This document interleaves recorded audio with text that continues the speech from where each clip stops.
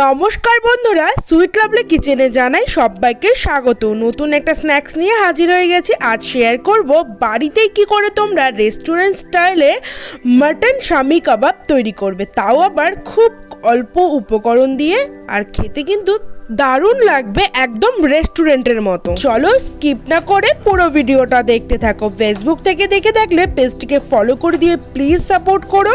YouTube থেকে দেখে থাকলে চ্যানেলটিকে সাবস্ক্রাইব করে পাশে থাকা বেল আইকনটি প্রেস করে দিও। তো বন্ধুরা, শামি কাবাবটা বানানোর জন্য যেহেতু মাটন শামি কাবাব, তাই মাটন তো লাগছেই, তার পাশাপাশি আমি এখানে 1 কাপ ছোলার ডালকে 8 থেকে 9 ঘন্টার মতো ভিজিয়ে রেখে দিয়েছিলাম।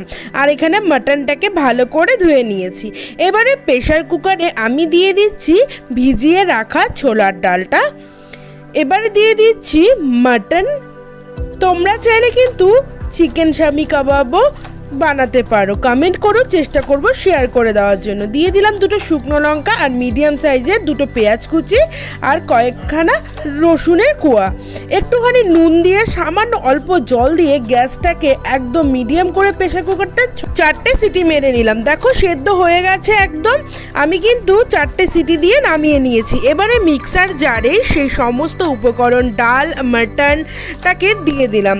দিয়ে আমি এতে দিয়ে দিচ্ছি সামান্য একটু জিরে গুঁড়ো, সামান্য একটু কাশ্মীরি রেড চিলি পাউডার, দিয়ে দিচ্ছি 2টো কাঁচা লঙ্কা, দিয়ে ভালো করে একটা পেস্ট করে নিচ্ছি জল ছাড়া। পেস্টটা তৈরি করা হয়ে গেছে। এবারে আমি একটা বাটিতে ঢেলে নিচ্ছি। এতে আমি দিয়ে দিচ্ছি সামান্য একটু আদা কুচি আর দিয়ে দিচ্ছি হাফ চামচ মতো লেবুর রস, দিয়ে ভালো করে সমস্ত উপকরণটাকে প্রায় 2 মিনিট ধরে সুন্দর করে মেখে নিতে হবে। তো চলো মেখে নেওয়া যাক। মেখে নেওয়া হয়ে গেছে। এবার কাবাবটা তৈরি করব। তার জন্য আমি এখান থেকে অল্প একটুখানি নিয়ে হাতের মধ্যে কাবাবের শেপ করে নিচ্ছি। আমি কিন্তু বেশ বড় বড় করছি না, ঠিক এই রকম টাইপেরই কাবাবগুলো তৈরি করে নিচ্ছি। আরও একটা তোমাদেরকে করে দেখাচ্ছি, তোমরা দেখতে থাকো। তো একই রকমভাবে কিন্তু আমি বাকিগুলোকেও তৈরি করে নিলাম। তো চলো, তৈরি করা হয়ে গেছে। এবার জাস্ট কোটিং করে কাবাবটাকে ভেজে নেওয়ার পালা।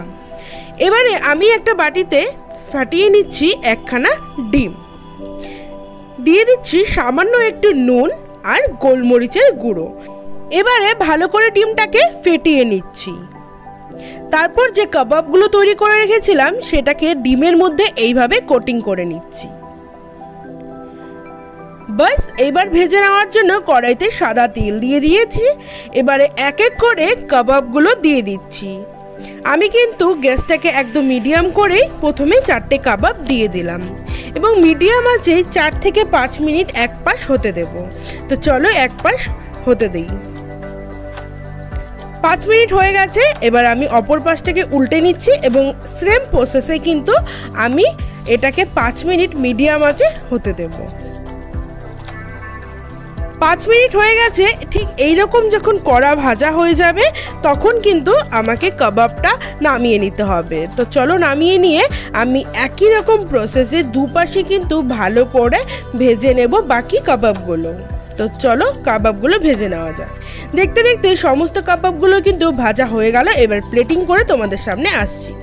তো বন্ধুরা, তৈরি হয়ে গেল বাড়িতেই রেস্টুরেন্ট স্টাইলে মাটন শামি কাবাব। কেমন লাগলো রেসিপিটা অবশ্যই কমেন্ট করো, আর বাড়িতে ট্রাই করে আমাকে জানাও কেমন লাগলো। বন্ধু বান্ধবদের কাছে একটু শেয়ার করে দাও। আমি দেখো একটা কাবাব ভেঙে দেখাচ্ছি তোমাদের। দেখো মাটনের লেয়ারগুলো কিন্তু প্রপার বোঝা যাচ্ছে। খেতে সত্যি বলছি দারুণ হয়েছিল। অবশ্যই একবার বাড়িতে ট্রাই করো। কোনো রেসিপি চাইলে কমেন্ট করো, আর যেইভাবে আমাকে সাপোর্ট করছো ওইভাবে সাপোর্ট করতে থাকো।